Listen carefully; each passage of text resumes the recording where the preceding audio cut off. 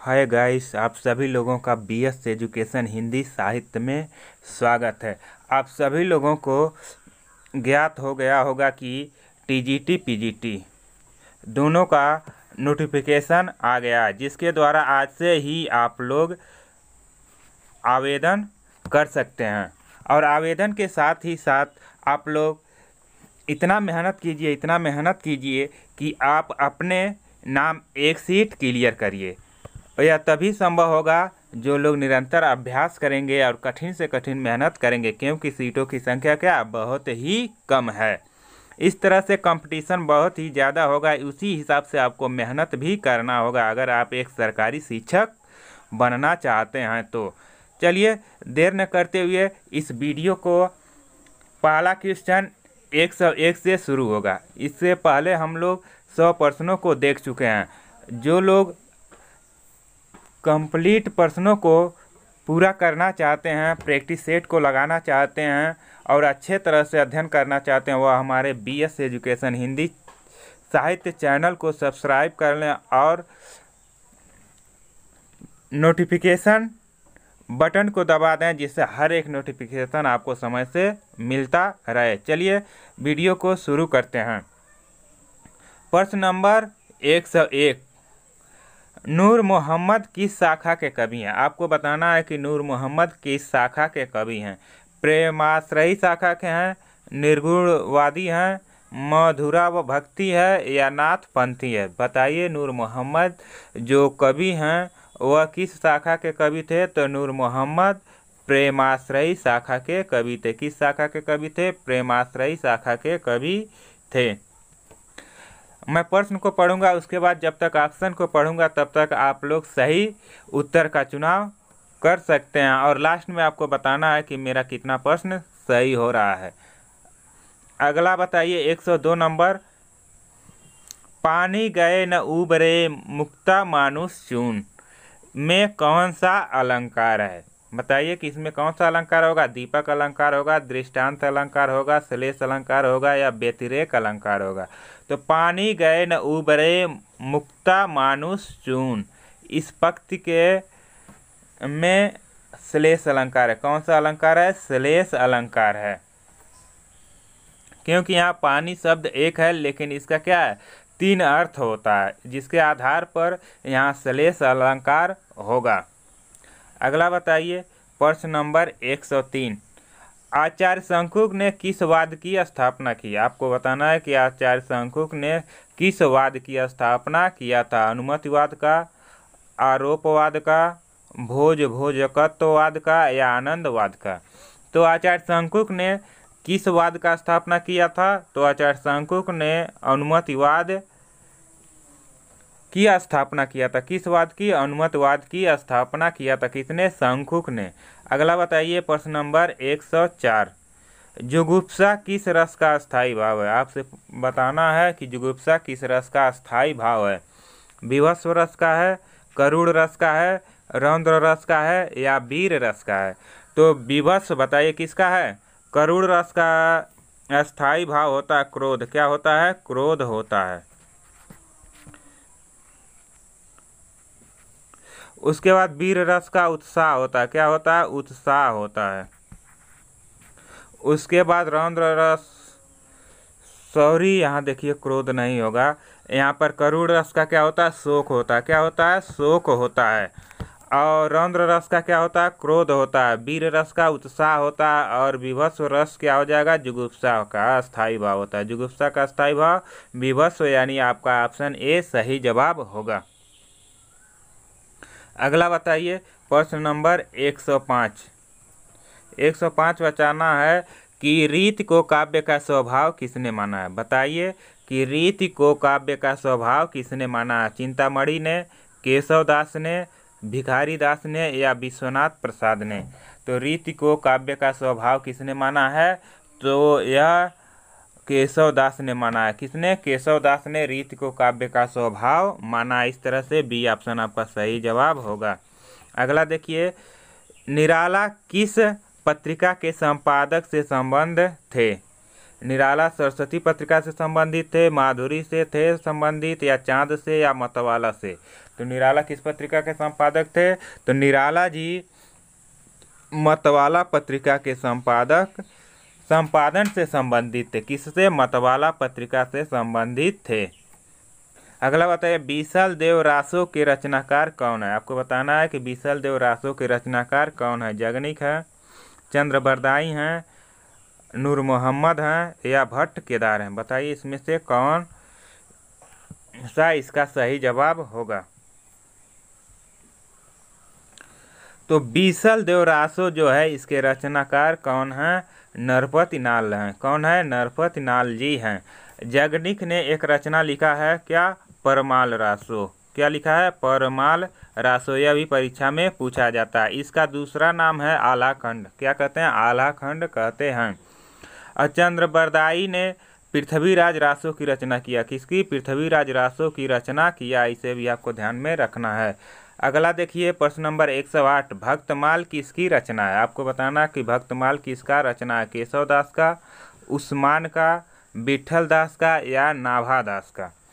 तो भक्तमाल किसका रचना है बताइए।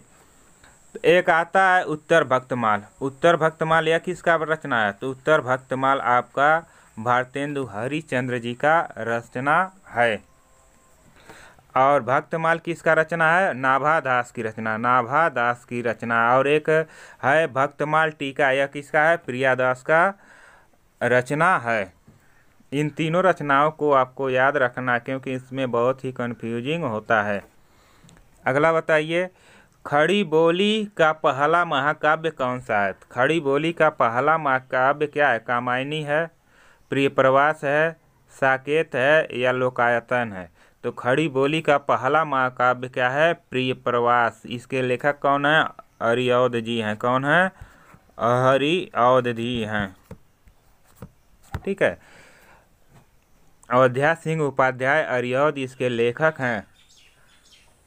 अगला बताइए, मानुष प्रेम भयउ बैकुंठी किस कवि की पंक्ति है? आपको बताना है कि मानुष प्रेम भयउ बैकुंठी इस पंक्ति के लेखक कौन है? कवि कौन है? कुंभन दास जी हैं, तुलसीदास जी हैं, परमानंद दास जी हैं, या जासी जी हैं। बताइए कि इसके कवि कौन हैं। तो मानुष प्रेम भयउ बैकुंठी इसके कवि मलिक मोहम्मद जासीदी हैं। यह प्रेमाश्रयी शाखा के कवि माने जाते हैं।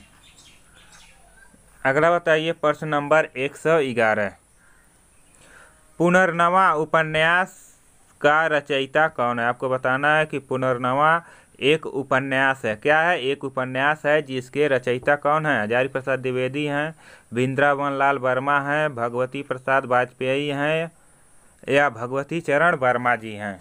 तो पुनर्नवा उपन्यास के रचयिता कौन है?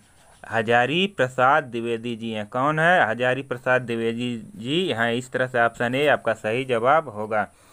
अगला आपको बताना है कि भारतीय ज्ञानपीठ पुरस्कार किस रचना पर मिला है? बताइए कि भारतीय ज्ञानपीठ पुरस्कार किस रचना पर मिला है? अंधा युग के लिए मिला है, परती परिकथा के लिए मिला है, या उर्वशी के लिए मिला है, या आषाढ़ का एक दिन के लिए मिला है। तो भारतीय ज्ञानपीठ पुरस्कार इसमें अंधा युग के लिए भी नहीं मिला, परती परिकथा के लिए भी नहीं मिला है, आषाढ़ का एक दिन के लिए भी नहीं मिला। तो किसके लिए मिला है? उर्वशी के लिए मिला है। उर्वशी किसकी रचना है? तो उर्वशी रामधारी सिंह दिनकर जी की रचना है, जिसके लिए 1972 में ज्ञानपीठ पुरस्कार मिला था। तो उसके सन को भी आप लोगों को याद होना चाहिए कि कब मिला था। अगला बताइए, चाक उपन्यास का लेखक कौन है? चाक उपन्यास है एक जिसके लेखक कौन है? अमरकांत जी हैं, जगदीश चंद्र हैं, मार्कंडे हैं, या मैत्रेयी पुष्पा हैं। तो चाक उपन्यास के लेखक कौन हैं? मैत्रेयी पुष्पा जी हैं। अगला बताइए प्रश्न नंबर 114, किसे नहीं कविता का कवि नहीं कहा जाता है? अज्ञेय को, सर्वेश्वर दयाल सक्सेना को, रघुवीर सहाय को, या नागार्जुन को। बताइए इसमें से किसको नई कविता का कवि नहीं कहा जाता है? तो नई कविता के कवि अज्ञेय जी भी हैं, सर्वेश्वर दयाल सक्सेना भी हैं, रघुवीर सहाय भी हैं, लेकिन कौन नहीं है? नागार्जुन जी नहीं है। इस तरह से आपका ऑप्शन डी सही जवाब होगा।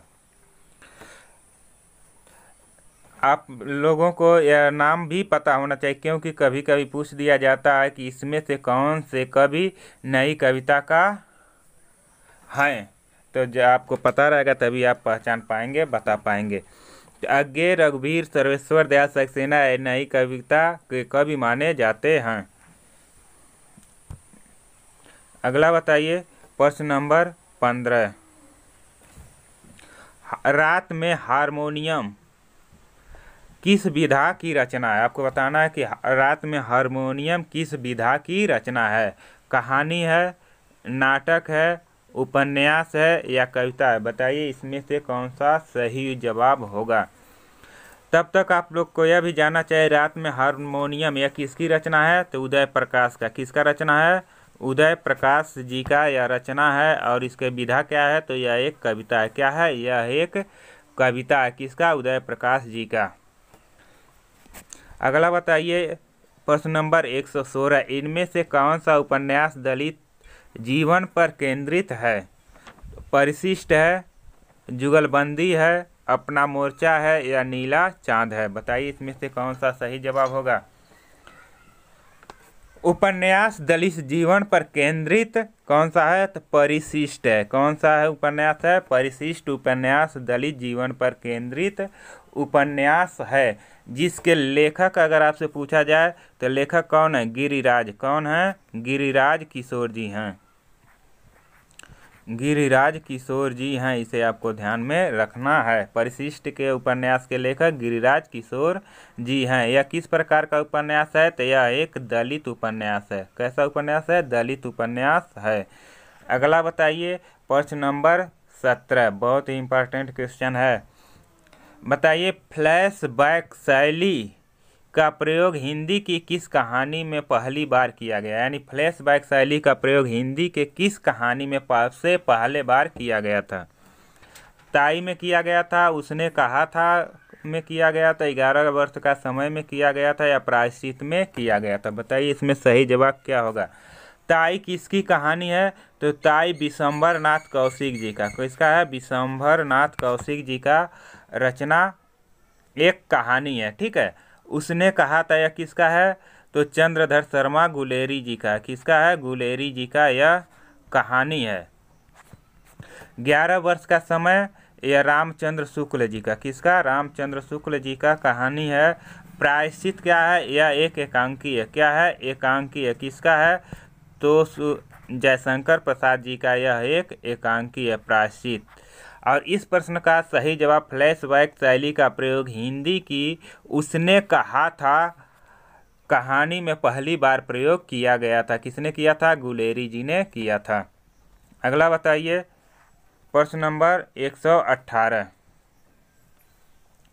साहित्य अकादमी के प्रथम अध्यक्ष थे। आपको बताना है कि साहित्य अकादमी के प्रथम अध्यक्ष कौन थे? डॉक्टर एस राधाकृष्णन थे, जवाहरलाल नेहरू थे, सुनीति कुमार चटर्जी थे या शिवराम कारंत थे? बताइए इसमें से कौन सा सही जवाब होगा। साहित्य अकादमी के प्रथम अध्यक्ष कौन थे? इसके आप लोग ध्यान रखेंगे कि 12 मार्च कब? 12 मार्च 1954 को। 12 मार्च 1954 को साहित्य अकादमी के प्रथम अध्यक्ष पंडित जवाहरलाल नेहरू जी बने थे। और इन्होंने दूसरी बार कब? तो 1963 में। इसे भी ध्यान रखना है कि 1963 में पंडित जवाहरलाल नेहरू साहित्य अकादमी के दूसरे बार अध्यक्ष बने थे। ये 2 बार अध्यक्ष बने थे। एक तो 1954 में, कब?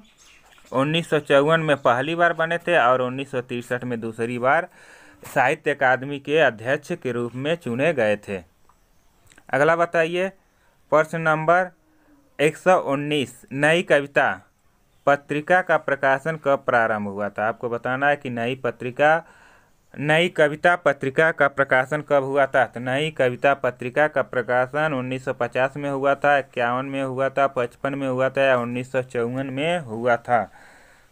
बताइए कब हुआ था। तो नई कविता पत्रिका का प्रकाशन 1954 में हुआ था। कब हुआ था? 1954 में हुआ था। इसके संपादन या संपादन के रूप में डॉक्टर जगदीश गुप्त और राम स्वरूप चतुर्वेदी ने इसका प्रकाशन इलाहाबाद से कराया था। इसे भी आपको ध्यान में रखना है। इसका प्रकाशन कहाँ से शुरू में हुआ था? तो इलाहाबाद से हुआ। कब हुआ था? तो 1954 में हुआ था। किसने कराया था? जगदीश गुप्त और रामस्वरूप चतुर्वेदी जी ने इसमें महत्वपूर्ण योगदान दिया था। प्रश्न नंबर 120 बताइए कि गोल्ड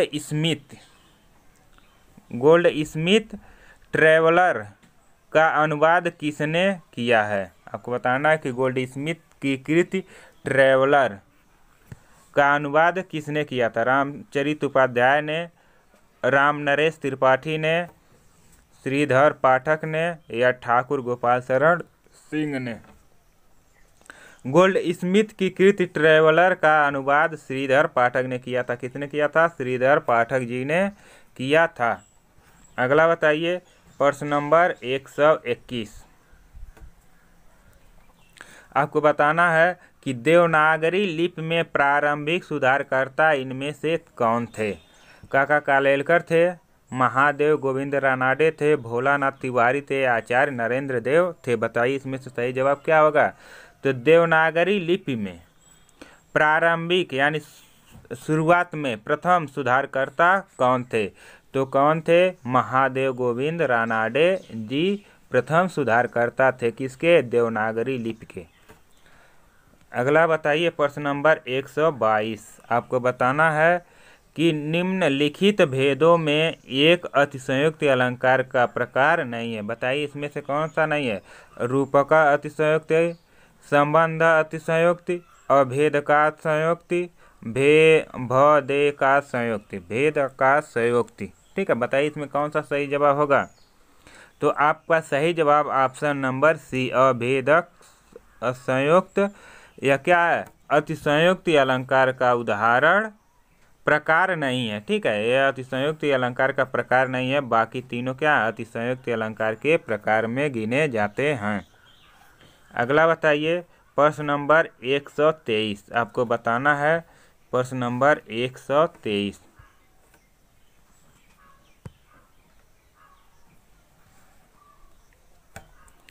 बताइए इसका सही जवाब क्या होगा? जो तुम्हारे अनुशासन पायो, कंदिक यु ब्रह्मांड उठायो, कांचे घट समडारो फोरी, सकौ मेरु मुलक जिम तोरी। यह उस समय की कहानी है जब श्री रामचंद्र जी धनुष को तोड़ देते हैं तो परशुराम आते हैं। उनसे क्रोधित होकर बोलने के बाद यह युक्ति लक्ष्मण जी श्री राम से कहते हैं कि अगर आपकी अनुमति मिले तो मैं इसे क्या करूं? मूली के समान तोड़ डालूं। बताइए इसमें कौन सा गुण होगा? प्रसाद गुण है, सकुमार गुण है, माधुर्य गुण है या योज गुण है? तो इस पंक्ति में क्या उत्साह की भावना दर्शाया गया, इसलिए कौन सा गुण होगा? ओज गुण होगा। क्या होगा? ओज गुण होगा। आपका डी ऑप्शन सही हो जाएगा। अब बताइए प्रश्न नंबर 124। बताइए छंदों के संदर्भ में गढ़ों के कितने भेद होते हैं? आपको छंद के संदर्भ में बताना है कि गढ़ कितने प्रकार के होते हैं, कितने भेद होते हैं। 6 होते हैं, 8 होते हैं, 5 होते हैं या 7 होते हैं? तो छंद के संदर्भ में गढ़ कितने होते हैं? 8 होते हैं। कितने होते हैं? 8 होते हैं। इसका सूत्र होता है य माता राजभान सलगा। क्या होता है? य माता राजभान सलगा। इसके आधार पर हम 8 गढ़ों को याद कर सकते हैं। य माता से यगढ़, मातारा से मगढ़, ताराज से तगड़, राजभा से रगड़, जभान से जगड़, भानस से भगड़, नसल से नगड़, सलगा से सगड़। इस तरह से आपके 8 गढ़ होते हैं। चलिए अगला बताइए। महाभोज उपन्यास की रचनाकार हैं। आपको बताना है कि महाभोज उपन्यास के रचनाकार कौन हैं? सबसे पहले आपको ध्यान रखना महाभोज की अगर विधा पूछा जाए तो इसकी विधा क्या है? यह एक उपन्यास है। क्या है? एक उपन्यास है। इसके लेखक कौन है? तो बताइए कौन है इसके में लेखक? शिवानी जी हैं, उषा प्रियंवदा जी हैं, या मृदुला सिन्हा हैं, या मनु भंडारी हैं? तो महाभोज उपन्यास के लेखक कौन हैं? मनु भंडारी जी हैं। इस तरह से आज 25 प्रश्न कंप्लीट हुए हैं। और अगर आपको यह वीडियो पसंद आ रहा है तो आप लोग वीडियो को लाइक, शेयर एंड सब्सक्राइब करके चैनल को सब्सक्राइब करके नोटिफिकेशन को दबा दें, जिससे हर एक वीडियो का नोटिफिकेशन आपको समय से मिलता रहेगा। और मैं वादा किया हूं कि आप लोगों को कम से कम 3000 प्रश्नों को प्रैक्टिस सेट पूरा कराऊंगा, जिसमें 3000 प्रश्न को कंप्लीट कराऊंगा। और उसके बाद भी आपको अगर समय मिलता है तो और अधिक प्रैक्टिस सेट को आपके सामने लाया जाएगा। इसलिए आप लोग चैनल को सब्सक्राइब जरूर कर लें, जिससे आपको हर एक वीडियो समय से मिलता रहेगा। चलिए इसी के साथ इस वीडियो को यहीं समाप्त करते हैं। फिर मिलते हैं अगले वीडियो में। तब तक के लिए जय हिंद, जय भारत।